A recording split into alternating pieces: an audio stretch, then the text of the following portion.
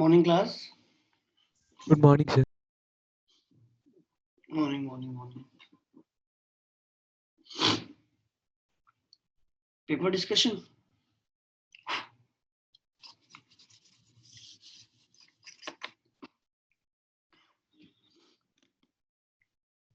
Paper send कर दो यार.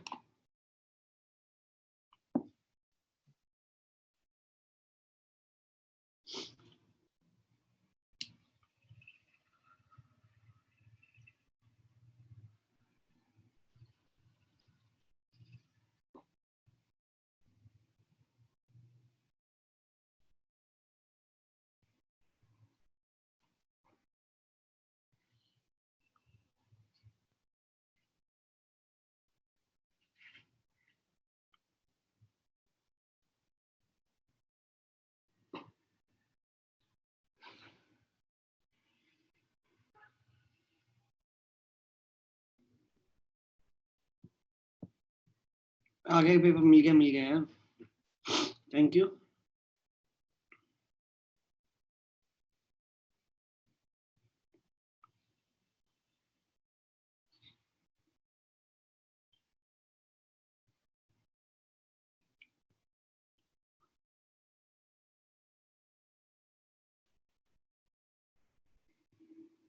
यार एक ही पेपर हुआ है क्या? सर दूसरा मैम ने भेजा नहीं अभी. कल हुआ था वो. Yes sir. ठीक है.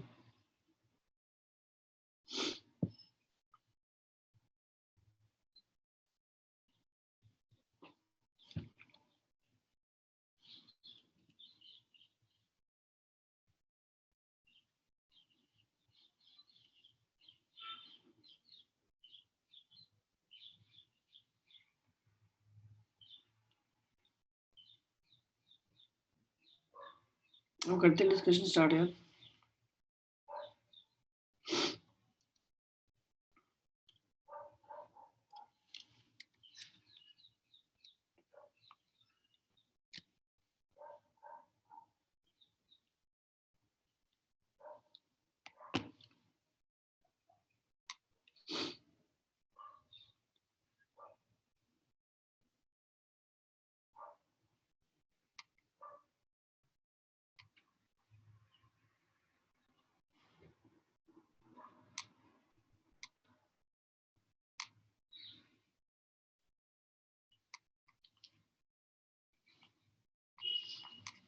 और बोलो.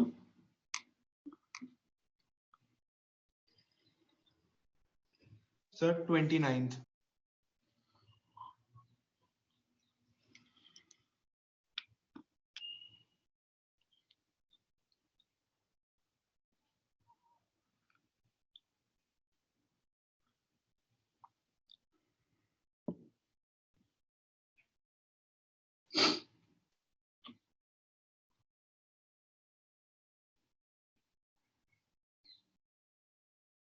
मुश्किल था आसान था पेपर.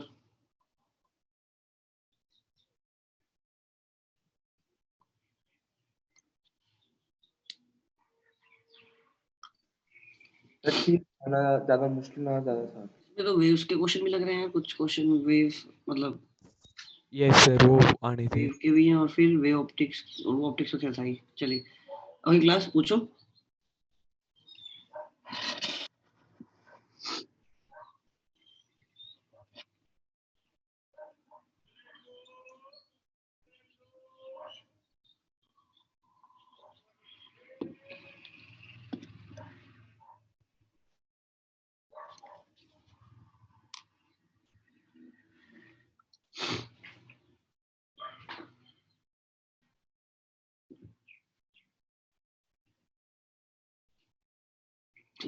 क्या अभी कुछ पूछना नहीं है क्या? सर 29th है सर डाउट.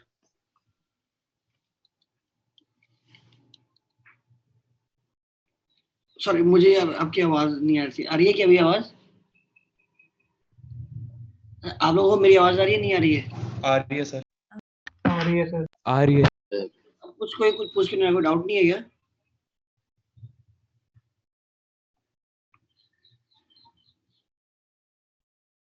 चलो वापस से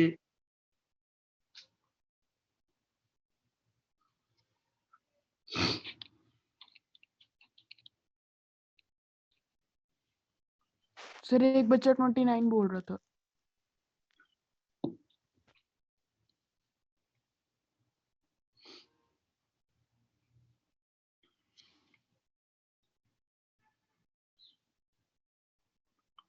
तो ये देख, ये क्या है बेसिकली,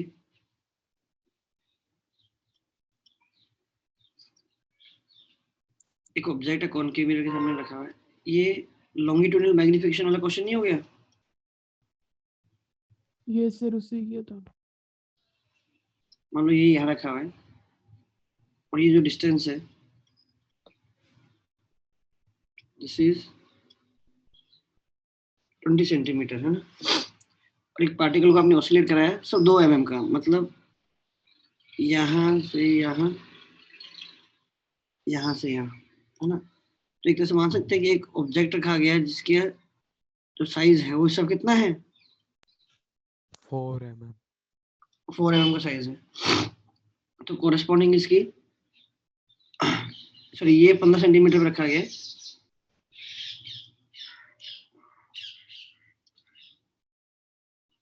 और रेडियस ऑफ कर्वेचर इसकी 20 है, तो ये F और 2F के बीच में रखा गया है।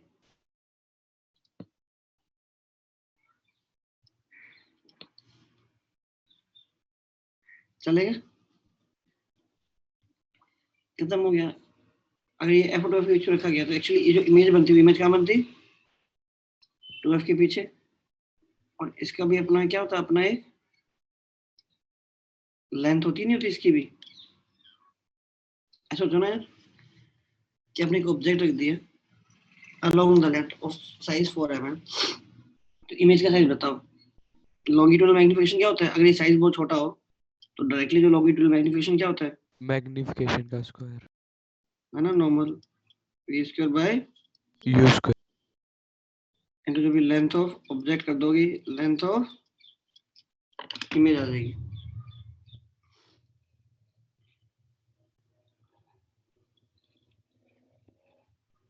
हो जाएगा, v पता है, u पता है, 1/v 1/f, v आ गया, u कितना है v, 30. ये 30 है, ये 10 है, सॉरी 15 है, v बाय मैग्निफिकेशन कितना आया, 2 आया, 2 का स्क्वायर कितना है, 4 आया। अब 4, ये 4 हो गया और ये भी 4 है, 8 हो गया। तो मैं इसका क्या आएगा, 8 आएगा। लेकिन उनको ना एक्चुअली पता क्या लिखना चाहिए था, इनको अप्रोक्सीमेटली 8 लिखना चाहिए था, क्योंकि 8 एग्जैक्ट है नहीं, है ना। और इसके इसका ना एम्पलीट्यूड है ना डिफाइन ऐसे होगा नहीं, क्या कहते हैं, ये वाला, ये इधर जितना जाएगा और इधर ये जितना जाएगा, तो इस पॉइंट के अकॉर्डिंग इमेज जितना जितना इधर जाएगी उतना इमेज इधर नहीं जाएगी, कि जैसे जैसे आप फोकस की तरफ जाते हो वैसे वैसे आपकी दूरी और तेजी से इन्फिनिटी की तरफ बढ़ती है। तो ये डिस्टेंस टेक्निकली, ये डिस्टेंस और ये डिस्टेंस बराबर नहीं होंगे, है नहीं। तो उन्होंने जो नन ऑफ दिस डाला ना, ये खराब ऑप्शन डाला उन्होंने। इससे अच्छा अगर ये कोई वैल्यू डाल दिए होते तो हम डायरेक्टली 8 कर देते, क्योंकि अगर ये ऑब्जेक्ट यहाँ से, सॉरी इमेज की जो पोजीशन है यहाँ से जितना इधर जाएगा उतना इधर जाएगा नहीं, तो इसके भी जो डिफाइन नहीं हुए ना यार, बराबर नहीं है वो। चमक रहा है क्या? सर फिर 8 गलत होगा, क्या 8 गलत होगा सर। नहीं, बेस्ट पॉसिबल आंसर मतलब डाल सकते हो 8 यार, क्योंकि देखो, क्योंकि यहाँ पे ना साइज भी ना ऐसा है कि 4 mm है, 1 सेंटीमीटर का भी आधे से भी कम साइज है, राइट। Yes sir. हाँ, और जो डिस्टेंस गिनो क्या है, 15 सेंटीमीटर है, मतलब बहुत छोटा है। हाँ मतलब देखोगे तो 150 mm होना चाहिए, देखो 150 mm के कंपेरिजन में ये 4 mm बहुत छोटा ही है, तब कर सकते हो। अदरवाइज कोई चैलेंज करने को आएगा तो वो चैलेंज करने के लिए बोल सकता है कि सर 8 mm नहीं, none ऑफ दिस करना चाहिए, राइट? Okay sir. ठीक है, हाँ, जितना टेक्निकली कर दो इतना कर दो। इसके बाद 29 के बाद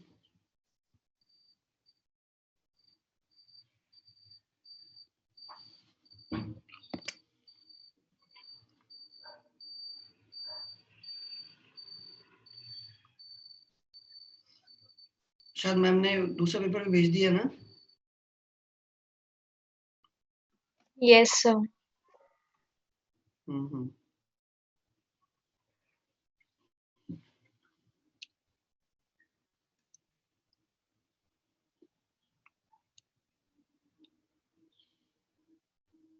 इसके बाद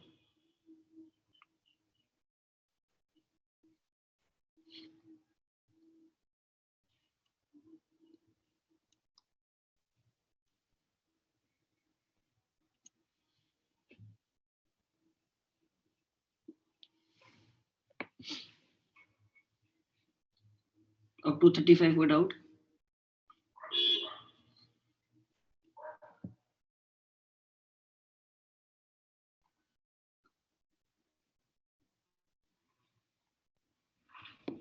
सर Sir, इसकी सॉल्यूशन 34. आई थी।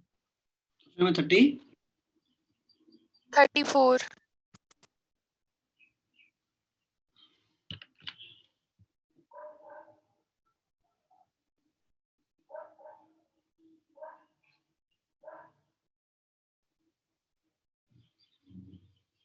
थर्टी फोर तो मेरे ख्याल से क्लास एग्जाम्पल ही नहीं हो गया।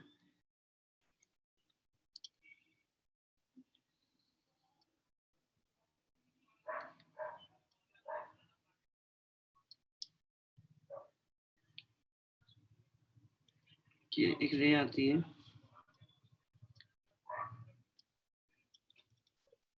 वो अल्फा एंगल पर आती है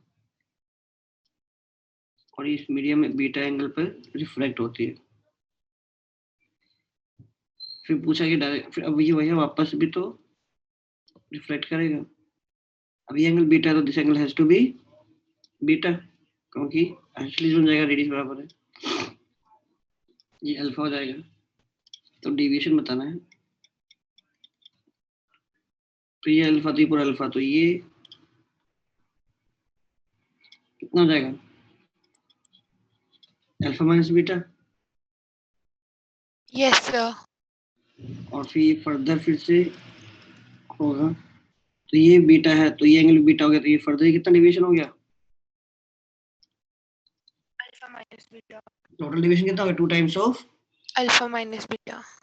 ये तो अपना स्नेल्स लॉ का है ना, देखना तो दूसरा क्वेश्चन नहीं है मेरे ख्याल से जो क्लास एग्जांपल किया था। चलिए कोई, इसके बाद अप टू 40 तक सर 40।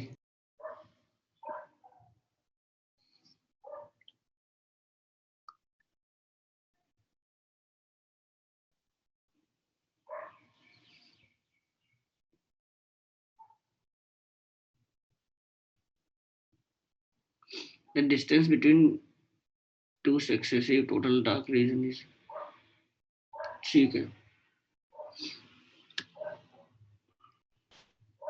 अरे ऐसे दिया हुआ ना, कंप्लीट डार्क कहाँ आएगा पहले ये बताओ।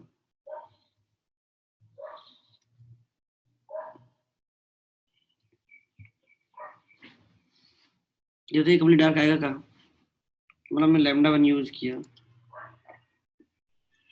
कंप्लीट डार्क वहाँ आएगा जहाँ पर दोनों का क्या बन रहा होगा, डार्क बन रहा होगा। Yes sir. Yes sir. हाँ, तो डार्क की कंडीशन क्या होती है, डी साइन थीटा। थीटा छोटा तो डी टेन थीटा क्या लिखूंगा, y by d। y by d।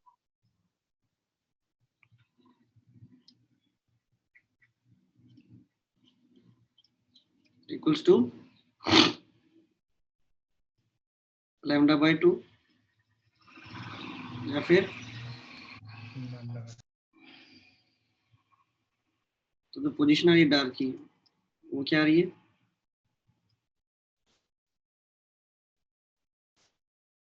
यहाँ लिख दूं n1, दूसरे क्या लिख दूं n2,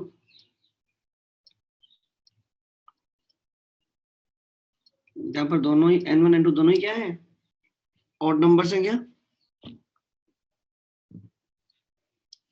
मैं दूसरे वाले का भी जो लिखूंगा, दूसरे वाले का तो ऐसे लिखूंगा ना कुछ, उसका अपना n lambda d by 2d, Yes, sir. जहां पर तो अब वो कंडीशन ये बन गई आपके पास n1 lambda 1 equals to n2 lambda 2।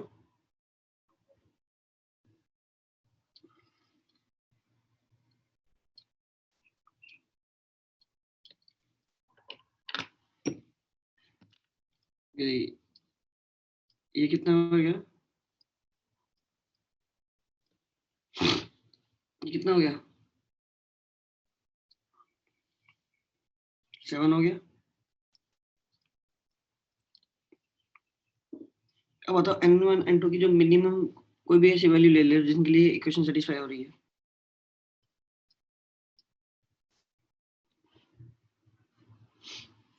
n1 क्या ले लो, n1 मेरा 5 ले लो, 5 और Yes. 7.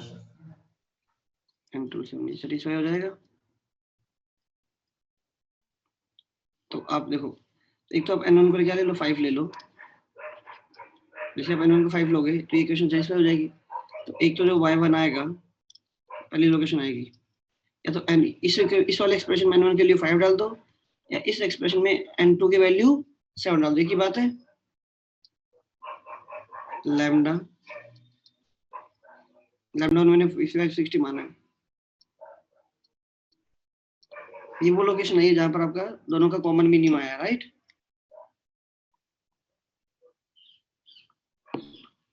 फिर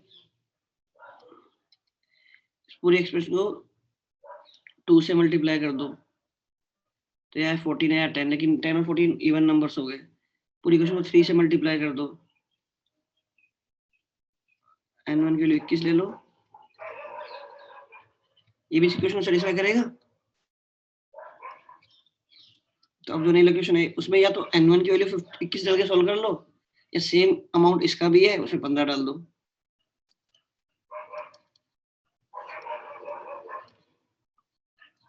तो दोनों के बीच में डिफरेंस है वो कितना है, ये 1 है, सॉरी।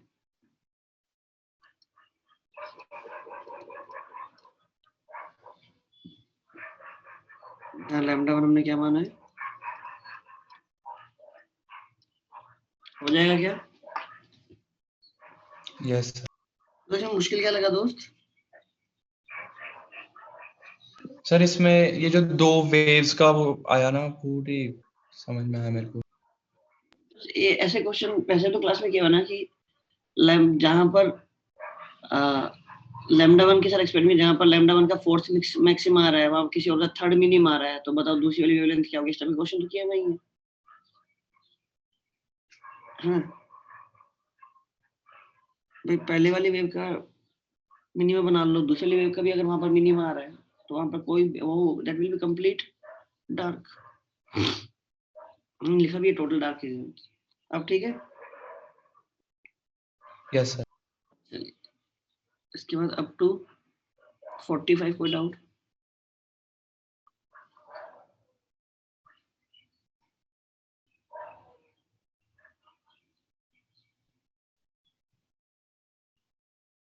ऐसे अप टू 45 कोई doubt?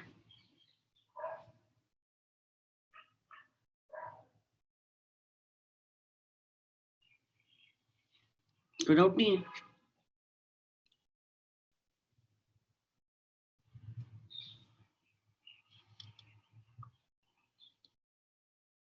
Okay alright then, up to 50 बता दो, अप टू 50 कोई डाउट? सर 46 क्वेश्चन के अंदर हमें एग्जैक्ट वैल्यू मार्क करनी पड़ेगी, कोई रेंज के अंदर आंसर होएगा?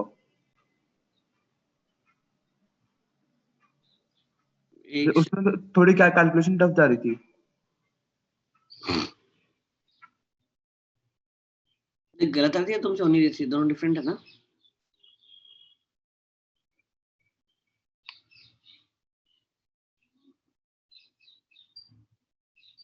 ये बताओ,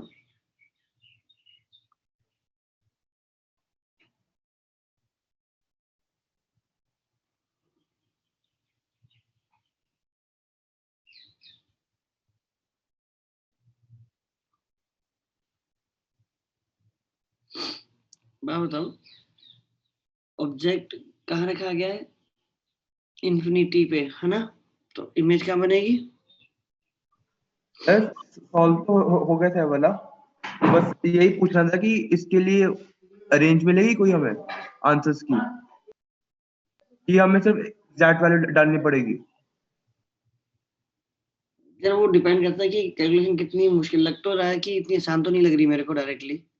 ये सर थोड़ा लंबी जा रही है कैलकुलेशन, मेरा भी पॉइंट से कुछ फर्क आया है नहीं सर, आंसर। आसान थी वो ना, कटिंग वगैरह हो गई थी पेपर के टाइम पे, थोड़ी सी, मतलब थोड़ी सी तो थी।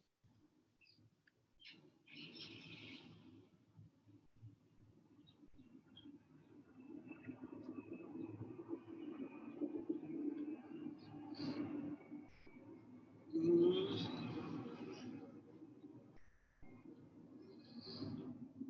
13.8 है, 14.8 है, 1.5 है। मतलब तो एग्जैक्टली अप टू 2 डेसिमल पे खत्म हो रही कैलकुलेशन। सर अप्रोक्सीमेटली आया था मेरा, सही था। मेरे ख्याल से हो सकता है रेंज मिल जाए इस पे। बाकी आइडिया तो है यार कि मतलब इमेज कहाँ बन रही है, डिस्टेंस गिवन है, इमेज बन रही है फोकस पे, तो मैग्निफिकेशन पता लग गया आपको? यस सर, हो जाएगा उसके बाद आपको। मैग्निफिकेशन तो क्या होता है? Size of image upon size of object. तो मेरे ख्याल से ये हो गया, इमेज बन रही है फोकल लेंथ पे, ऑब्जेक्ट रखा हुआ है जो भी गिवन डिस्टेंस है इक्वल्स टू जो सन का डायमीटर, एक तरह से वो क्या है, ऑब्जेक्ट की हाइट की तरह काम करेगा, ऐसे मान लेते हैं। ये आपका सन है ना यार, ये डायमीटर हो गया एक तरह से।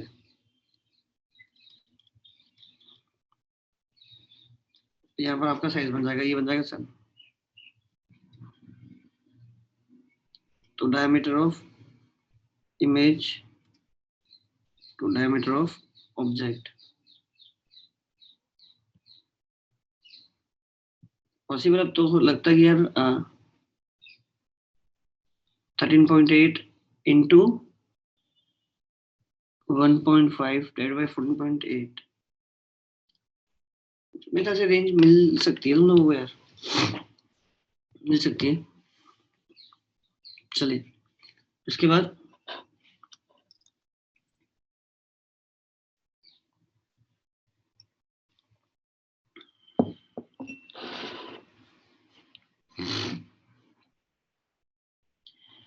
आप लोग आइडिया कि जो आपका जो लास्ट संडे जो भी पेपर हुआ था, वो कुछ 11,000 बच्चों, 11,700 बच्चों ने दिया था, मैं 11,200 ऐसे कुछ बच्चों ने दिया था, अप्रोक्सीमेटली 11,000 किड्स थे जिन्होंने ये पूरा पेपर दिया हुआ है। Yes sir. Yes. Yes, sir. Yes sir. तो देखना वहां पर कहाँ स्टैंड करते हो यार, है ना? देखा मैंने आप लोगों का रिजल्ट देखा था।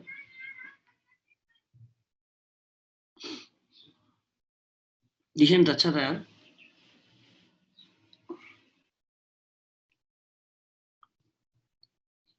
बताओ तो 50 तक कोई डाउट नहीं है क्या? अच्छा रिजल्ट था यार, कीप इट अप, वरना कुछ लोग हैं जो जिन्होंने एक्चुअली अच्छा परफॉर्म किया है। इस वजह से टॉप 100 में कुछ बच्चे हैं ना, यस सर। है ना? कोई है जो टॉप 20 में था?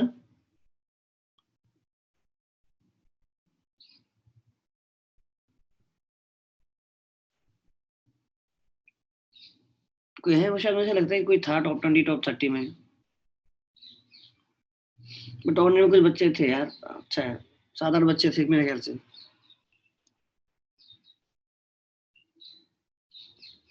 ठीक है, 7-8 बच्चे टॉप 100 में। ऐसा नहीं, शायद ऐसा होगा फिर टॉप 10 किड्स देखा होगा मैंने जो अपने सेंटर से आए थे, उनकी क्या क्या रैंक्स थी। और ये ऑलरेडी क्लास अप टू 50 तक कुछ पूछना है?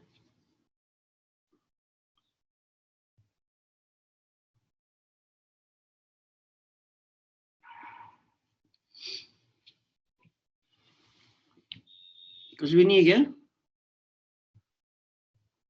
सर वो जो लास्ट क्वेश्चन है ना उसमें जी की वैल्यू 9.8 मतलब 10 लेके करी हुई थी, इन्होंने 9.8 ली हुई है,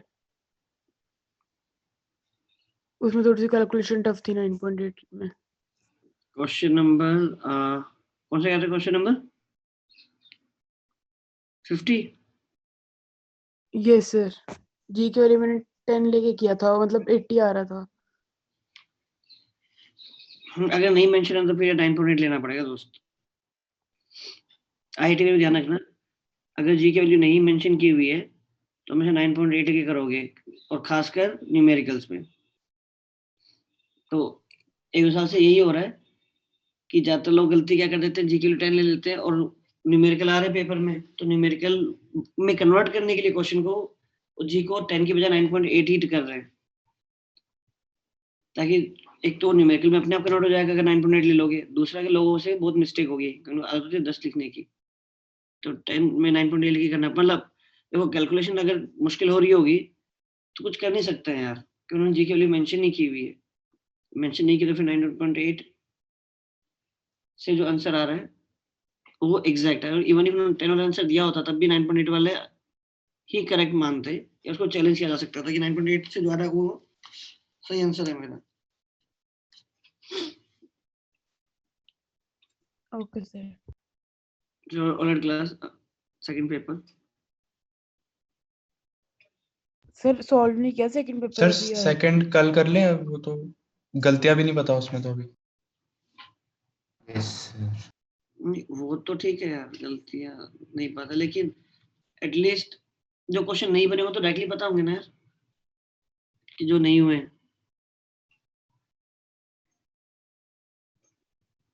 एक बार से ट्राई करने से हो गया। सर वो कभी कभी बाद में हो जाते हैं क्वेश्चंस। इस बार का सिलेबस क्या है? इलेक्ट्रो स्टार्ट्स आ रहा है इलेक्ट्रो और कैपेसिटर। और कैपेसिटर भी। कैपेसिटर्स भी सर। इलेक्ट्रो क्वेश्चन में हमने डिस्कस किया हुआ है क्या? नो नहीं सर। सर अभी। नहीं, क्या नहीं क्या क्या मतलब मेरे को याद है कि अपन ने स्टार्ट इलेक्ट्रो से किया था पहले। नहीं सर, उससे किया था मैकेनिक मैग्नेटिक। मैंने वैसे क्या था कि मैंने क्वेश्चन बैंक क्लास में भी कुछ 2-3 क्वेश्चन डायरेक्टली क्लास में दिए थे। यस सर, वो एक दिन आपने दिए थे। हाँ, तो पहले टेस्ट शेड्यूल के अकॉर्डिंग आपने कराया था, तो कुछ चेंज हो गया। हाँ, क्वेश्चन बैंक तो है ना सभी के पास? Yes yes sir. करो भैया, सॉल्व करो, थ्योरी पढ़ो। वैसे पेपर ओवरऑल मुश्किल था, आसान था। अगर मैं पेपर 2 की बात भी करूं,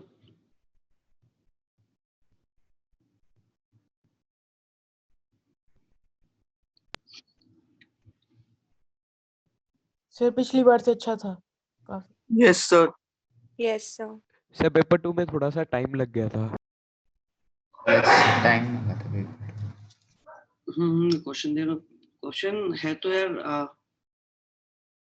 स्टैंडर्ड ही, बस ऑब्वियसली क्या है पैटर्न ऐसा है कि इसमें मोर देन वन ऑप्शन वाले ये सब आ जाते हैं, इस वजह से पेपर थोड़ा लेंथी हो जाता है। ठीक है, वैसे तो ठीक लग रहा है मुझे पेपर।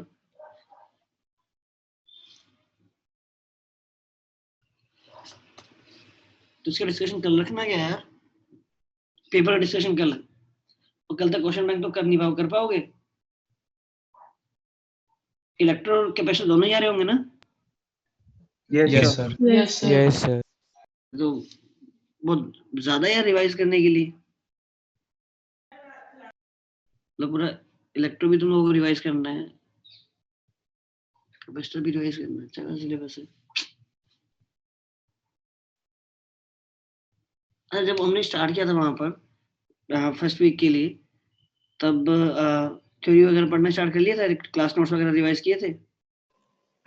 यस सर, मैंने तो किए थे। सर कैपेसिटर नहीं करा था, वो कैपेसिटर इलेक्ट्रो। चलो उसी के अकॉर्डिंग आप देख लो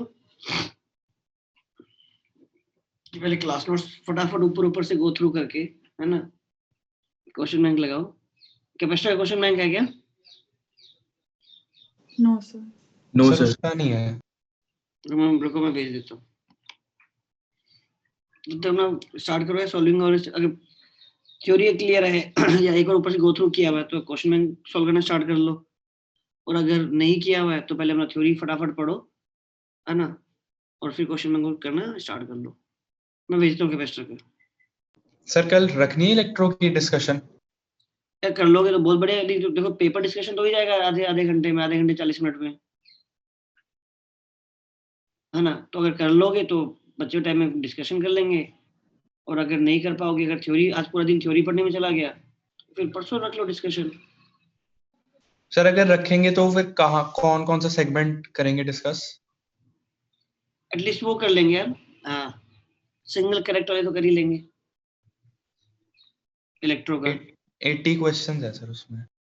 तो एक काम करो, पहले 20 क्वेश्चन का रख लें, 20 25 तो 30 तो कर ही लोगे, 30 क्वेश्चन तो कर ही लोगे, यस सर। है ना। देखो टारगेट मिलेगा तो भी शायद ट्राई कर पाओगे, अगर मैं ऐसे लूज छोड़ दूंगा फिर तुम लोग बोलोगे ठीक है पर अगली बार कर लेंगे। तो मान के चलो जितना भी थ्योरी पढ़ पाओगे 30 क्वेश्चन तो इतने तक की थ्योरी तो आराम से पढ़ ही लोगे यार। मतलब मेरे ख्याल से क्लास नोट्स तो आज अभी बैठोगे तब भी मेरे ख्याल से 1-1.5 2 घंटे में ऊपर से देखोगे तब तो रिवाइज हो जाएंगे क्लास नोट्स। बाकी ट्राई करना कि आप सॉल्व करो देन कि ऊपर से सब रीड करो, है ना। जो लगता है कि आसान क्वेश्चन है या थ्योरियल क्वेश्चन है, थोड़ा बहुत से देखना, वो रीड कर लो, जो लगता है कि सॉल्व कर लेना चाहिए उसको फिर सॉल्व कर लो यार। ऑलराइट सर आप परसों ही रख लो सर, उसकी एक साथ कर लेंगे और थोड़ा सा वो भी हो जाएगा, नोट्स प्रॉपर रिवाइज हो जाएंगे। यस नहीं, पर जो तुम पहले 30 क्वेश्चन करोगे मेरे ख्याल से उसके नोट्स तो आराम से रिवाइज कर चुके होगे तुम यार, क्यों पहले Yes, sir. यस सर, कल कर लो। हाँ पहले यस सर, थोड़ा सा टारगेट मिल जाएगा, हाँ अच्छा फिर रहेगा। हाँ वही, थोड़ा टारगेट रहेगा तो थोड़ा और सिंथेटिक साथ करोगे। और वैसे भी जो पहले 30 क्वेश्चन है वो फील्ड पोटेंशियल और फोर्स तक ही है यार, तो उतना तो यार डेफिनेटली पढ़ चुके होगे। Yes sir. ठीक है, तो पहले 30 मैं केमिस्ट्री के क्वेश्चन बैंक भेजता हूँ।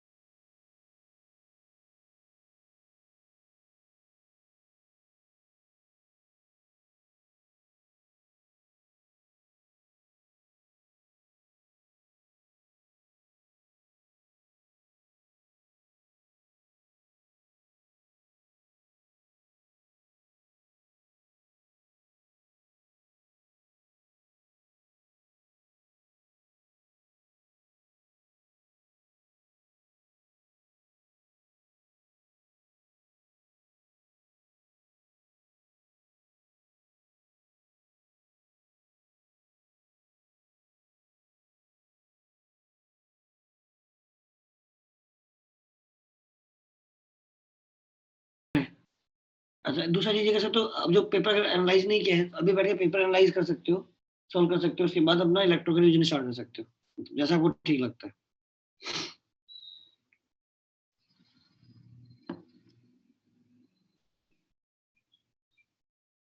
सर आपको कैसा लगा पेपर का लेवल आज? वो ठीक था यार, मतलब ऐसा कोई मुश्किल था ही नहीं, मतलब स्टैंडर्ड क्वेश्चन है ये सब, तो क्वेश्चन मतलब होनी भी चाहिए। ऐसा नहीं लगा कि मतलब नहीं होनी चाहिए, फिर हो सकता है थोड़ा बहुत देखो जी मेंस का तो बहुत ही सीधा स्ट्रेट फॉरवर्ड पेपर था ही, और कैलकुलेशन थोड़ा बहुत रहेगा ही रहेगा। जो पैटर्न एंड न्यूमेरिकल वाला उसमें कैलकुलेशन थोड़ा मान के चलो रहेगा ही, अप टू 3 डेसिमल निकालना पड़ता है, उसके बाद फिर उसमें लास्ट डिजिट को डिस्कार्ड करोगे ना, राउंड ऑफ करोगे, इसलिए तो टाइम लगता है। और मैं अगर ये पेपर जो देख पा रहा हूँ एडवांस वाला, कोई क्वेश्चन क्या है मतलब सीधे सीधे लग रहे हैं यार। यस सर, वो हाँ ऐसा कुछ कोई खतरनाक कोई कुछ में कुछ खास ट्विस्ट दिख नहीं रहा मेरे को किसी क्वेश्चन में। बस ये है कि हाँ option obviously more than option वाले क्वेश्चन इसलिए टाइम लगेगा ही लगेगा, अदरवाइज ठीक है पेपर। मतलब मेरे ख्याल से मुझे पूछोगे तो ऑलमोस्ट 65-70% पेपर तो मतलब ठीक है, मतलब हो जाएगा। एग्जाम में हो जाना चाहिए था। अभी घर में बैठ के प्रैक्टिस करो तो मेरे ख्याल से ना 90% पेपर 85% पेपर तो एटलीस्ट बनना चाहिए। अभी अगर आप अपनी मिस्टेक्स देखोगे, उनको रेक्टिफाई करोगे, या जो क्वेश्चन नहीं है उनको ट्राई करोगे, तो 80 और 90% से कम तो नहीं होना चाहिए, पेपर बनना चाहिए। इतना यस सर, वो पेपर मिस्टेक्स देख के लग रहा था ऐसे। हाँ, इतना पेपर तो एटलीस्ट अभी बन जाना चाहिए। हाँ।